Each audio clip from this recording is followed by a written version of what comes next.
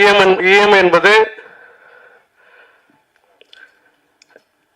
எந்த விதமான இது இருக்கு, ஒன்று பிளஸ் ஆர் மைனஸ். இஎம்ஐ எடுத்து எத்தனை பேர்கள் சரியான பயன்படுத்தாதனால எத்தனையோ நபர்கள் சூசைட் பண்ணியிருக்காங்க. மன அழுத்தம் வந்து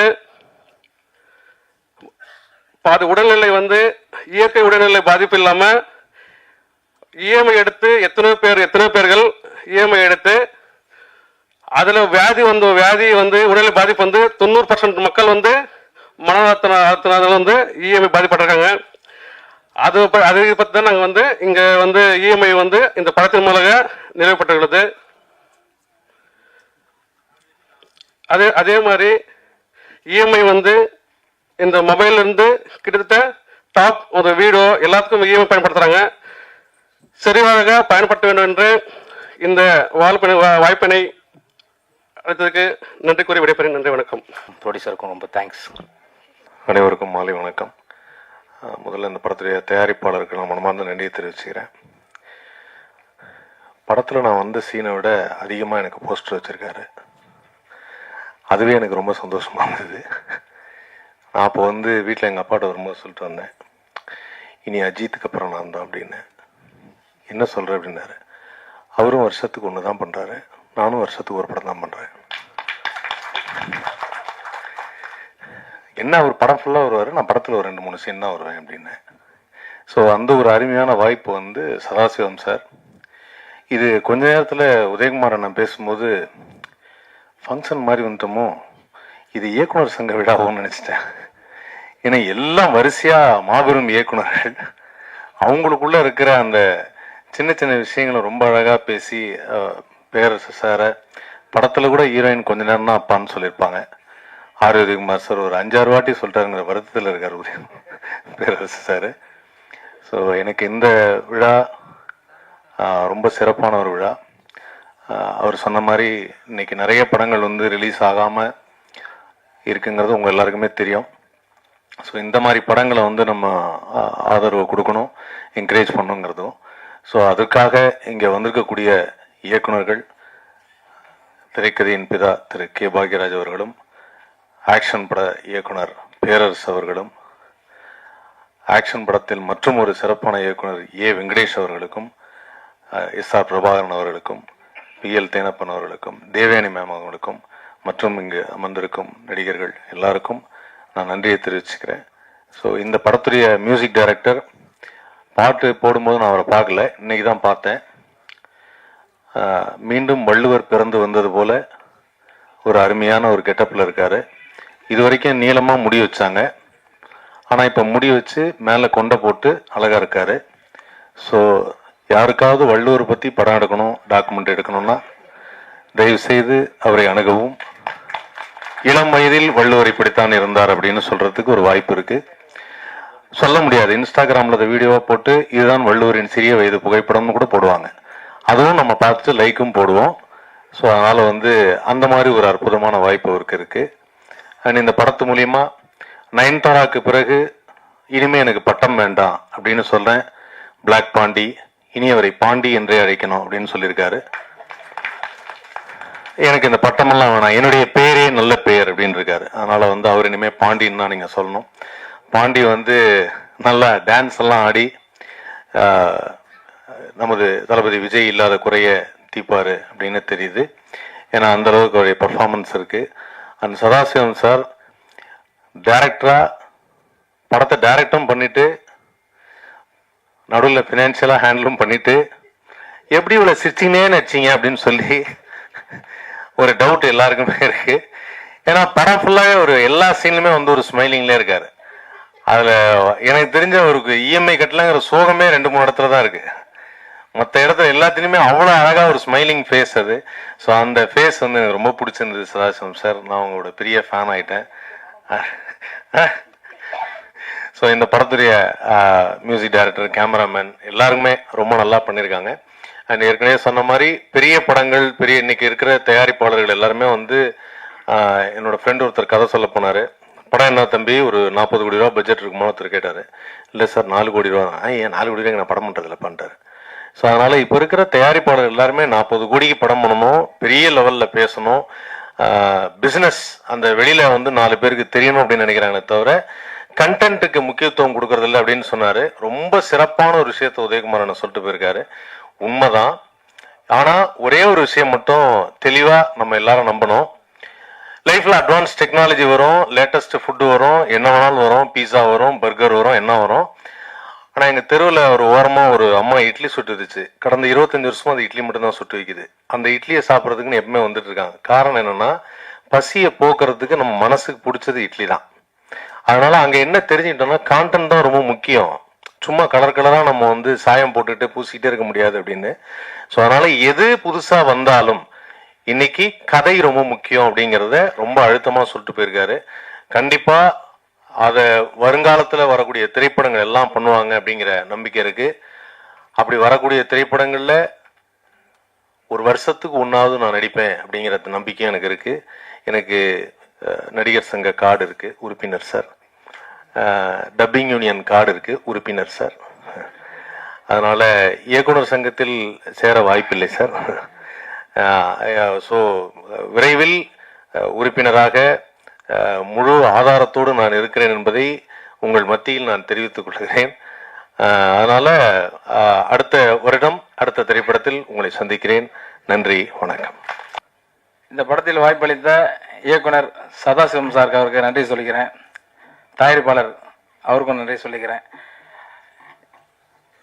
இந்த படத்தில் வந்து பேரர் சார் வந்து ஒரு சாங் எழுதியிருக்காரு அப்படின்னு சொல்லி அந்த சாங்கை தான் ஃபஸ்ட்டு நான் கேட்டேன் போய். பேரர் சார் வந்து வரிகள் எப்போவுமே வந்து பார்த்திங்கன்னா பவராக இருக்கும். அப்போ நம்ம அந்த சாங் பண்ணுறோம் அப்படின்னா இதை நம்ம வந்து ஒரு பெரிய லெவலில் இதை நம்ம பண்ணணும். எங்கேயுமே வந்து நமக்கு வந்து ஒரு போர் அடிக்கக்கூடாது. அந்த சாங் ஓப்பனிங்லேருந்து எண்டு முடிகிற வரைக்கும் சாங் கேட்கும் போது வந்து பார்த்திங்கன்னா பயங்கர எனர்ஜியாக இருக்கும்.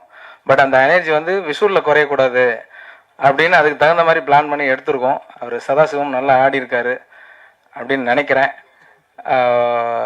சார், நீங்கள் எழுதின சாங் பண்ணதுக்கு நான் பெருமைப்படுறேன் சார். ரொம்ப நன்றி சார்.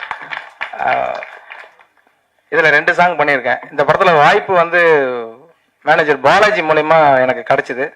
அவருக்கும் நன்றி சொல்லிக்கிறேன். இந்த படம் வந்து இஎம்ஐ. இன்னைக்கு நம்ம எல்லாரும் உட்காந்துருக்கோம், எல்லாரும் ஒரு இஎம்ஐயில் மாட்டிட்டு தான் இருப்போம். அந்த இஎம்ஐ வந்து எப்படி கட்ட முடியுது, கட்ட முடியல அப்படிங்கிற 2 விஷயம்தான். இதை வந்து அழகாக அந்த படத்தில் வந்து சொல்லியிருக்காரு. இந்த மாதிரி படத்துக்கு நீங்கள் எல்லாருமே சப்போர்ட் பண்ணணும், இதை மக்கள்கிட்ட போய் சேர்க்கணும். இந்த படம் பெரிய லெவலில் ரீச் ஆகணும்னு இறைவனை வேண்டிக்கிறேன். நன்றி, வணக்கம். எல்லாருக்கும் வணக்கம். ஸோ இஎம்ஐ படம் பற்றி சொல்லணுன்னா வந்துட்டு ஒரு அழகான ஒரு கிருஷ்ணகிரியில் தான் ஃபுல்லாக நாங்கள் ஷூட் பண்ணியிருந்தோம்.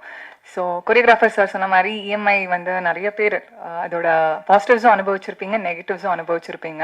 இந்த படம் மெயினாக வந்துட்டு இஎம்ஐயோட நெகட்டிவ்ஸ் வந்துட்டு கொஞ்சம் காமிச்சிருக்கோம். ஐ திங்க் இது வந்து ஒரு விழிப்புணர்ச்சியாகவே இருக்கும் நிறைய பேருக்கு பார்க்குறப்போ.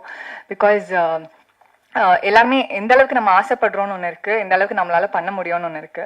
ஸோ இந்த படம் வந்துட்டு ஆசைப்படலாம், பட் அதுக்கான கொடுக்கலும் அதில் இருக்கணுன்றது வந்து இந்த படம் வந்து சொல்லும். So mostly negatives of EMI வந்துட்டு இது படம் காமிக்கும். ஸோ உங்களுக்கு தெரிஞ்ச சர்க்கிளில் யாராச்சும் வந்துட்டு அவங்க ஃபேமிலி வந்து கஷ்டப்படுறாங்க அப்படிலாம் இருந்துச்சுன்னா இஎம்ஐனால நீங்கள் இந்த படத்தை போயிட்டு அவங்களுக்கு ஒரு விழிப்புணர்ச்சி கொடுக்கலாம். ஸோ அந்த மாதிரி ஒரு நல்ல படம் இது, நல்ல ஒரு கண்டென்ட். சதாசிவம் சார் வந்து எனக்கு இந்த கண்டென்ட் சொல்கிறப்போ எனக்கு ரொம்ப பிடிச்சிருந்துச்சு. ஸோ அதுக்கேற்ற மாதிரி சாருமே நிறைய ஹார்ட் ஒர்க் போட்டிருக்காரு இந்த படத்தில். ஸோ கண்டிப்பாக உங்கள் ஃபேமிலி அண்ட் ஃப்ரெண்ட்ஸ் எல்லாரையும் கூட்டிகிட்டு போயிட்டு இந்த படத்தை பாருங்கள், சப்போர்ட் பண்ணுங்கள். And thank you to all the media people வந்து எங்கள் படத்தை எங்களோட ஆடியோ லான்ச்க்கு வந்து சப்போர்ட் பண்ணதுக்கு. அண்ட் இவ்வளோ எஸ்டீம் கெஸ்ட்டுக்கு நடுவில் உட்கார்ந்து நினச்சா ஐ எம் ஸோ கிரேட்ஃபுல். நான் ஆக்சுவலி ஒரு பெரிய ஃபேன் வந்துட்டு பாக்யராஜ் சாரோட ஃபேன், பேரரசு சாரோட ஃபேன் அண்ட் தேவயானி மேம் எல்லாருக்கும் பயங்கரமான ஃபேன். அண்ட் பேரரசு சார் வந்து எனக்கு அப்பாவாக நடித்தது வந்துட்டு I feel so blessed for that. And இந்த ஆப்பர்ச்சுனிட்டி கொடுத்ததுக்கு Sadasivam sir thank you so much. EMI டைட்டிலே ரொம்ப பிடிச்சிருந்தது. எல்லாருக்கும் கனெக்ட் ஆகிற மாதிரி டைட்டில், யூனிவர்சல் டைட்டில் தான் அது. ஸோ இஎம்ஐ இல்லாமல் யாராலையும் இருக்க முடியாது போல் இருக்கேன். அப்படி ஒரு லைஃப்பில் நம்ம வந்திருக்கோம். நல்லதும் கெட்டதும் கரெக்டாக நம்ம அதை யூஸ் பண்ணால் அதை விட ஒரு சிறப்பான ஒரு விஷயம் இல்லை இஎம்ஐ, இல்லையா? வீடு வாங்குறதுலேருந்து வண்டி வாங்குறதுலேருந்து எல்லாத்துக்கும் உதவுது இது. ஆனால் அது வந்து தப்பா நம்ம ஓவரா பண்ணிட்டோம்னா கூட அது கெடுதல் தான். ஸோ எந்த அளவுக்கு அதை யூஸ் பண்றோமோ அதுதான் அது. பட் அதை ஒரு விழிப்புணர்வாகவும் ஒரு நல்ல விஷயமாகவும் படத்தில் சொல்லியிருப்பாங்க. ஸோ படத்தோட ப்ரொடியூசருக்கு முதல்ல நம்ம வரவேற்போம். அவர் ஜெயிக்கணும்.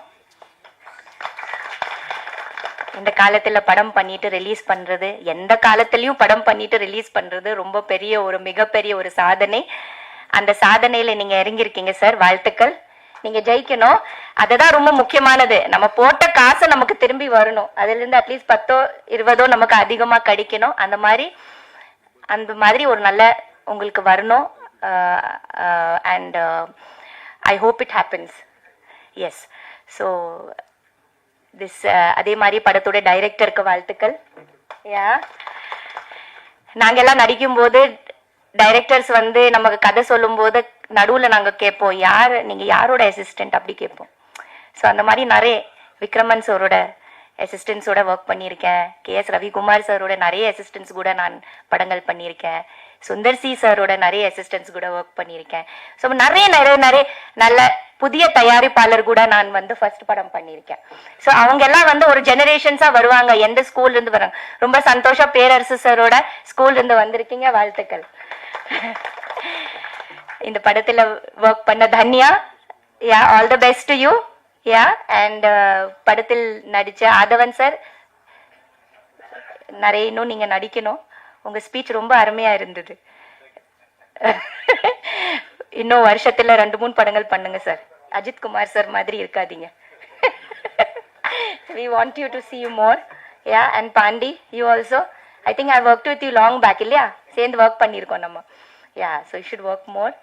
And everybody, and the hero of the today's function, you look so cute. So all the best to you. I hope this film is a grand success. நான் மிஸ் பண்ணிட்டேன், ஐம் சாரி.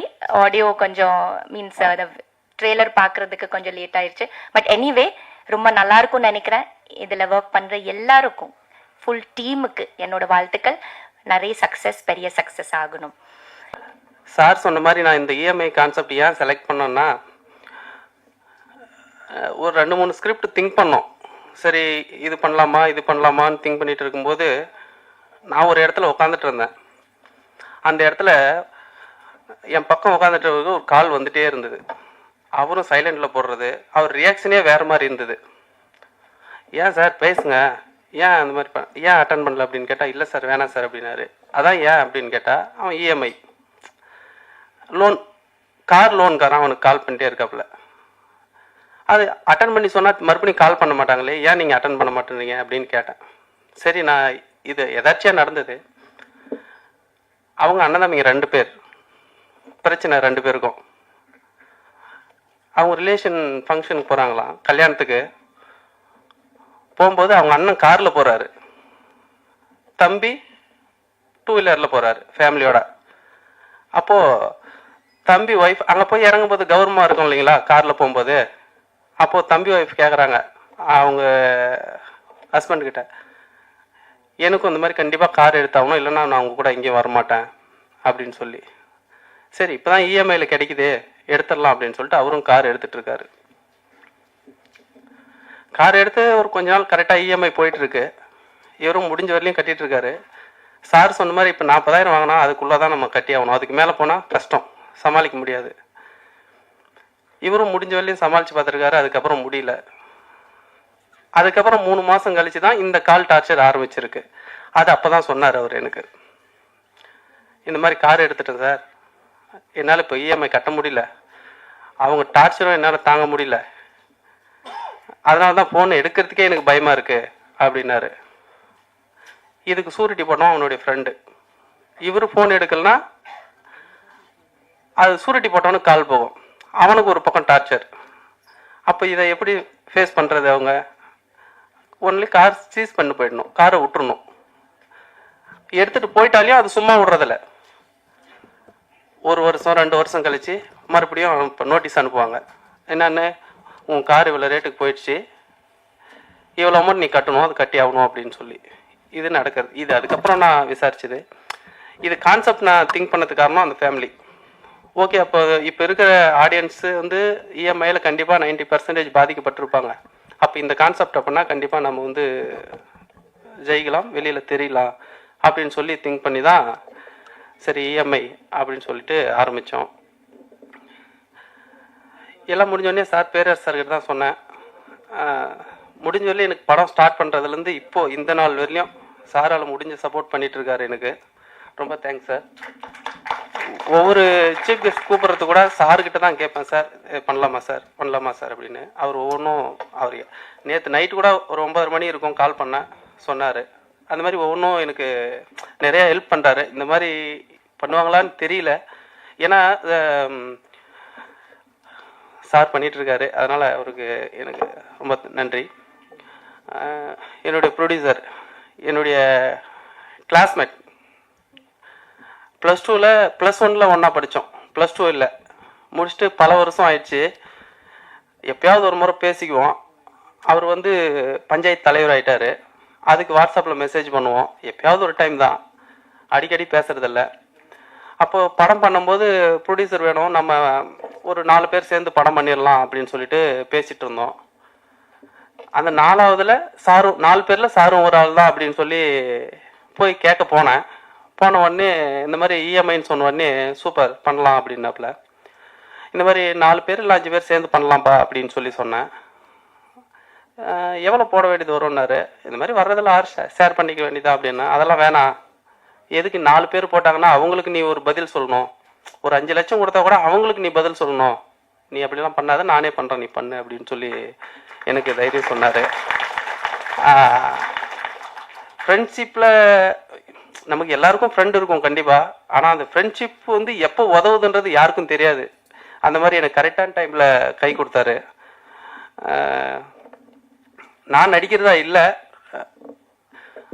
சார் சொன்ன மாதிரி நாங்கள் வந்து hero தான் பார்த்துட்டு இருந்தோம். Budget அதிகமாக போயிட்டு இருந்தது, எங்கள் பட்ஜெட்டே கம்மி தான். ஆனால் அந்த படத்தோட பட்ஜெட்டே ஹீரோ கேட்டதுனால எங்களால் முடியல. சரி நம்ம சின்ன பட்ஜெட்டில் பண்ணுறோம், கரெக்டாக பண்ணணும், எல்லாம் அவ்வளோ கொடுத்துட்டா திரும்பி கடன் வாங்கி பண்ண முடியாது, மாட்டி போயின்னா இன்றைக்கி இருக்கிற சினிமா அந்த மாதிரி இருக்குது அப்படின்னு சொல்லிட்டு பேசும்போது சார் தான் சொன்னார், பேரரசு சார், சார் அப்படி பண்ணும்போது நீயே ட்ரை பண்ண வேண்டியதானே அப்படின்னு. நம்ம ப்ரொடியூசரும் என்னது நண்பன் அவரும் அதே தான் சொன்னார், நீயே பண்ணுப்பா ஏன்பா அப்படின்னு. இல்லைப்பா அது சரி வராது பார்க்கலாம் அப்படிங்கும்போது, இல்லை இல்லை நீ எதுவும் ஃபீல் பண்ணாது, தைரியமாக நீ பண்ணு அப்படின்னு சொல்லி சப்போர்ட் பண்ணார். அதுக்கப்புறம் தான் சரி ஓகே நம்மளே பண்ணிடலாம் அப்படின்னு சொல்லிட்டு பண்ணது தான் பண்ணேன். இது எதர்ச்சியாக நடந்தது தான், நான் நடிக்கணும்னு சொல்லி இது பண்ணல. அது மாதிரி ஒவ்வொரு விஷயமும் இதுவரையிலையும் செலவாயிருக்கிறது ₹1 கூட என்கிட்ட இதுவரையிலையும் கணக்கு கேட்கல என்னுடைய நண்பன். அதே மாதிரி அவருக்கு கரெக்டாக உண்மையாக நானும் நடந்துட்டுருக்கேன். இதுவரையிலையும்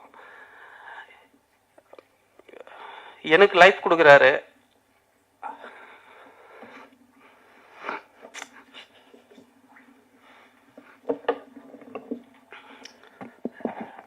கண்டிப்பாக இது ஒரு சக்ஸஸ் அவர் கொடுத்துடணும்.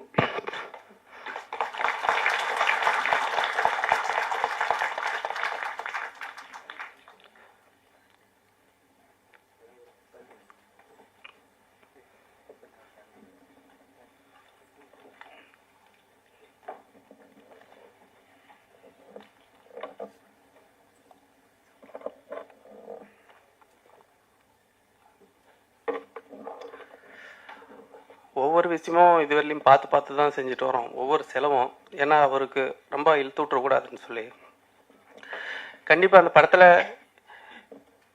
நார்மலாக பேங்க்கை பற்றி சொல்லியிருப்பாங்க, நாங்கள் வந்து காரு பைக்கு ஃபோன் வாங்குறத பற்றி தான் சொல்லியிருப்போம். ஜென்ரல் எல்லாருமே இப்போ ஒரு ஃபோன் 20,000 வாங்குறோன்னா கூட அது கண்டிப்பாக இஎம்ஐயில் தான் வாங்குவோம். ஏன் நானே என் ஃபோன் ஃபால்ட் ஆயிடுச்சு ஒரு 15 நாளைக்கு முன்னாடி, போயிட்டு ஒரு ஃபோன் எடுக்கலான்னு போனேன். ஃபோன் ரேட் சொன்னான், சார் இஎம்ஐயில் எடுத்துக்கோங்க, உங்களுக்கு டாக்குமெண்ட் சார்ஜ் மட்டும் தான் வரும், நீங்கள் நான் எடுத்துகிட்டு போனேன், ஒரு 20,000 எடுத்துகிட்டு போனேன். ஆனால் அவன் கட்ட விடல. என்னை வந்து நீங்கள் எந்த அமௌண்ட்டும் கட்ட வேணாம், டாக்குமெண்ட் சார்ஜ் மட்டும் 1800 கட்டுங்க, ஃபோன் எடுத்துகிட்டு போங்க அப்படின்னா. சரி அப்போ நமக்கு அந்த பணம் தான் பெருசு, விட்றா மாதம் கட்டிக்கலாம், இது என்னடான்ட்டு நமக்கு அப்போதைக்கு பணம் வேணும், அப்புறம் பார்த்துக்கலாம்னு சொல்லிட்டு வாங்கிட்டு வந்துட்டேன். இதுவும் நடந்தது தான் 15 நாளைக்கு முன்னாடி. இந்த மாதிரி கண்டிப்பாக பெரும்பாலும் அனுபவிச்சிருப்பாங்க. அதே மாதிரி ஒரு டியூ கட்டலனாலையும் அவங்க கால் பண்ணி இன்னைக்கு டியூ டேட்டு இல்லைன்னா இன்னைக்கு கட்டி ஆகணும், இந்த மாதம் கட்டலாம் வீட்டான அனுபவிக்காதவங்க யாரும் இருக்க மாட்டாங்க. கண்டிப்பாக ஒரு நாள் ஒரு ஃபோன் காலாவது கண்டிப்பாக வந்திருக்கும். ஒரு அந்த மாதிரி தான் நாங்கள் கரெக்டாக அதை பேஸ் பண்ணி தான் பண்ணியிருக்கோம். கண்டிப்பாக அது எல்லாருக்கும் பிடிக்கும். நாங்கள் இஎம்ஐ எடுங்க எடுக்காதீங்கன்றதெல்லாம் நாங்கள் சொல்ல வரல.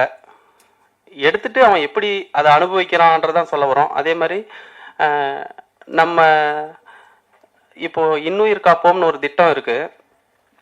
அதில் வந்து என்ஹெச்சில் ஆக்சிடென்ட் ஆனால் 48 மணி நேரம் ட்ரீட்மெண்ட்டுக்கு 1 லட்சம் வரையிலையும் கிளைம் பண்ணிக்கலாம். அது நம்ம தமிழ்நாடு கவர்மெண்டோடைய அறிவிச்சிருக்கு. பெரும்பாலும் யாருக்கும் தெரியாது அந்த ஸ்கீமு. சரி, ஓகே, ஏதாவது ஒரு மெசேஜ் சொல்லணும், நம்ம இதை பேஸ் பண்ணி இதை கனெக்டிங்காக ஏதாவது ஒன்று சொல்லணும் அப்படின்னு சொல்லிட்டு நாங்கள் அதை சொல்லியிருக்கோம். கண்டிப்பாக இது ஆடியன்ஸ் பார்த்தாங்கன்னா இந்த படத்து மூலிமா ஒரு 100 பேரோ 200 பேரோ அதில் வந்து பயனடைஞ்சால் எங்களுக்கு உண்மையாக ஒரு சந்தோஷம் தான். இது ஆல்ரெடி ப்ரொடியூசரும் சொன்னார். நான் அவர்கிட்ட ஸ்கிரிப்ட் சொல்லும்போது சொன்னார், பண்ணலாம்ப்பா, இதனால மக்களுக்கு ஒன்று போய் சேருதுன்னா கண்டிப்பாக பண்ணலாம் அப்படின்னு சொல்லி சொன்னார். கண்டிப்பாக அது ஒரு மெசேஜாக இருக்கும். எல்லாரும் பார்க்குற மாதிரி தான் கண்டிப்பாக படம் இருக்குது. சப்போர்ட் பண்ண டெக்னீஷியன் எல்லாருக்குமே பாண்டி, ஆதவன், சுரேஷ் மாஸ்டர், அவர் சார் சொன்ன மாதிரி ஒரு 2 நாள் ரிஹர்சல் போனேன். எனக்கு இதான் வேணும் அப்படின்ட்டேன்னா ரொம்ப கஷ்டப்பட்டோம். இருந்தாலும் மாற்றலாம், மூமெண்ட் மாற்றலான்னு இல்லை, வேணாம் மாஸ்டர் இதே இருக்கட்டும் அப்படின்னு சொல்லி, ஏன்னா ஒவ்வொன்றும் பார்த்து பார்த்து தான் செஞ்சுருக்கோம். கண்டிப்பாக சப்போர்ட் பண்ணுங்கள். ட்ரைலர்லேயே தெரிஞ்சிருக்கோம். கண்டிப்பாக ரிலீஸ்க்கு முன்னாடி ப்ரெஸ் அரேஞ்ச் பண்ணுறோம், பாருங்கள். கண்டிப்பாக உங்களுக்கு பிடிக்கும், சப்போர்ட் பண்ணுங்க. இப்போ இவர் இந்த இஎம்ஐ அப்படிங்கிறத எடுத்துக்கிட்டு அவர் சொன்னார் ஹீரோ கிடைக்கல அப்படின்னா, ஹீரோ கிடைக்கலன்னா ஒன்றும் தப்பு ஒன்றும் இல்லை நீங்கள் நடிச்சது. ஏன்னா நீங்கள் அந்த கேரக்டருக்கு உண்டான இயல்பாக தான் இருந்தீங்க. என்ன அந்த டூயட் பாடும்போது மட்டும் எனக்கு இந்த மாதம் இன்னும் இஎம்ஐ கட்டலையே, முடியுமா முடியாதான்னு டூயட்டில் கூட அந்த பொண்ணு அழகாக சிரிச்சுக்கிட்டு இருக்குது ஹீரோயின். இவர்கிட்ட மட்டும் லேசாக அந்த ஃபீலிங் இருந்தது. நான் பாட்டப்போ அதுதான் கவனிச்சுக்கிட்டு இருந்தேன். சரி, என்ன மாதிரி டான்ஸ் தகராறு போல இருக்கு அப்படின்னு அப்புறம் நல்லா யோசிச்சு பார்க்கும்போது அவருடைய டைட்டிலே மைண்டுக்கு வந்துடுச்சு. ஸோ அவர் வந்து முதல் தடவையாக வந்து அது செய்யும்போது வந்து ரொம்ப அவர் நம்மளை நம்பி கொடுத்துருக்காரு, நம்மளை நம்பி படம் போட்டிருக்காரு. கண்டிப்பாக அதை நம்ம நல்லபடியாக சக்ஸஸ்ஃபுல்லாக செய்யணும் அப்படிங்கிற மாதிரி அந்த பொறுப்புணர்ச்சியோடு செஞ்சுருக்காரு. அதே மாதிரி அவருக்கு வந்து எல்லாருமே மியூசிக் டேரக்டர்லேருந்து கேமராமேன்லேருந்து இன்னும் ப்ரொடக்ஷன் மேனேஜர், எடிட்டர் எல்லாருமே வந்து அவருக்கு வந்து நல்லபடியாக அவர் சக்ஸஸ்ஃபுல்லாக வரணும் அப்படின்னு சொல்லி அவர் வந்து எல்லாம் ஹெல்ப் பண்ணியிருக்காங்க. ஸோ அதை வந்து அவர் ரொம்ப மனசில் வர்றது தானே ஈஸியாக வெளியே சொல்ல முடியும். ஸோ அந்த அளவுக்கு இது பண்ணியிருக்காரு. கண்டிப்பாக இப்படி ஒரு நல்ல தயாரிப்பாளர் கிடைச்சதுனால இவர் வந்து இந்த படம் வந்து, ஏன்னா இஎம்ஐங்கிறது நேச்சுரலாக வந்து எல்லாருமே இதை பற்றி எல்லாரும் பேசினாங்க. இதில் இருக்கிறது என்ன ப்ளஸ் மைனஸ் எல்லாமே சொன்னாங்க. தேவயானி சொன்ன மாதிரி நல்லதும் இருக்குது கெட்டதும் இருக்குது. இது நல்லதாக எடுக்கிறதுன்னா நல்லதாக எடுத்துக்கலாம், கெட்டதாக எடுக்கிறது ஏன்னா லிமிட்டாக வாங்கி இதுக்குள்ளே நம்ம கண்ட்ரோலாக பண்ண முடியும் அப்படின்னு சொல்லி சொன்னோம்னா அது நமக்கு ஹெல்ப்ஃபுல்லாக இருக்கும்.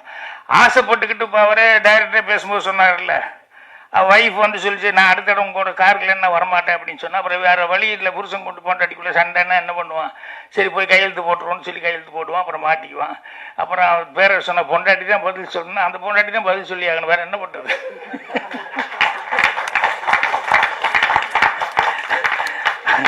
அதனால ஆபத்தும் பெண்ணாலே அழிவதும் பெண்ணாலே இப்படியெல்லாம் எந்த காலத்துன்னு தான் சொல்லி வச்சிருக்காங்க. அதனால அவங்களுக்கு எப்பவுமே அந்த அடுத்த வீட்டு அப்படி இப்படின்னு பார்க்கறதுல சில நேரங்களில் சில பெண்களுக்கு வந்து அது வந்துடும்.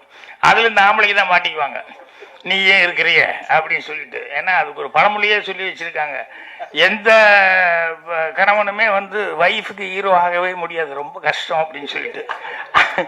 என்னன்னா ஏதாவது ஒரு குறை இருந்துகிட்டே இருக்கும். ஈவன் நானும் அனுபவிச்சுட்டு தான் இருக்கிறேன். பாக்யராஜ்னு வெளியே பேர் எடுத்தா கூட வீட்டில் நடக்கிறது எனக்கு தானே தெரியும், நீங்களும் அப்படிங்கிற மாதிரி பல நேரங்களில் போட்டி மாக்கிட்ட வாங்கி கேட்டுட்டு தான் இருக்கேன் நான். அதனால இவர் வந்து எடுத்தது வந்து கண்டிப்பாக வந்து அந்த இஎம்ஐ அப்படிங்கிறது வந்து இன்னைக்கு இருக்கிற பிரச்சனை இருக்கிறதுனால அந்த காமெடி சென்ஸோட நீங்கள் சொல்லியிருக்கீங்களா தெரியல. ஏன்னா சீரியஸான மேட்டர்களாக தான் அங்கங்கே வந்தது. ஆனால் காமெடி சென்ஸோடையும் அது இருந்தால் பாண்டியெல்லாம் இருக்குது, அதெல்லாம் நான் கரெக்டாக யூஸ் பண்ணி இது பண்ணி தான் அவர் தான் நான் காமெடி சென்ஸுக்கு அவரையும் யூஸ் பண்ணுவீங்கன்னு நினச்சேன். அவர் என்ன திடீர்னு சீரியஸ் ஆகிட்டார். முதல்ல காமெடியாக இருந்தார், அப்போ நடுவில் ஏன்னா இந்த மாதம் நீ சரியாக கட்டலேன்னு டக்குன்னு வில்லன் ஆகிட்டார். ஸோ பிரச்சனை கரெக்டான பிரச்சனை. அதனால் வந்து அந்த அது கரெக்டாக சொல்லியிருந்தா ஜனங்களுக்கு ரொம்ப க்ளோஸாக இந்த ரொம்ப நியராக இருக்கக்கூடியது. ஜனங்க கண்டிப்பாக பார்த்துட்டு லைக் பண்ணுவாங்க. இப்போ நான் தேவயானி பற்றி நான் சொல்லலை. என்னென்னா நாளைக்கு காலையில் அந்த படம் பார்க்குறேன், அந்த கைக்குட்டை ராணி. நான் சொன்ன முதல்ல டப்பிங் இருக்குது கொஞ்சம் கஷ்டம் அப்படின்னு. ஆனால் நான் டப்பிங்காரங்கிட்ட சொல்லிட்டேன், இல்லைப்பா ஒரு லேடி வந்து அந்த பொண்ணு முதல் தடவையாக வந்து பேரரசு ரொம்ப சிறப்பாக சொல்லிட்டார். எல்லார் மனசுலையும் இருக்கிறது தான் அந்த ஹோம்லியான ஒரு ஹீரோயினாக வந்து எல்லார் மனசுலையும் பதிஞ்சவங்க. ஸோ அவங்க வந்து டைரக்ட் பண்ணுறாங்க அப்படின்னு சொல்லும்போது அவசியம் அந்த படம் பார்க்கணும் அப்படின்னு சொல்லிட்டு நான் வந்து இது பண்ணேன். ஸோ அந்த படம் பார்த்துட்டு தான் தேவயானியை பற்றி நான் சொல்லணும். ஸோ இப்போதைக்கு மீண்டும் ஒரு முறை நான் வந்து மல்லையன் அவர்களுக்கு வந்து என்னுடைய நன்றி தெரிவிச்சுக்கிறேன்.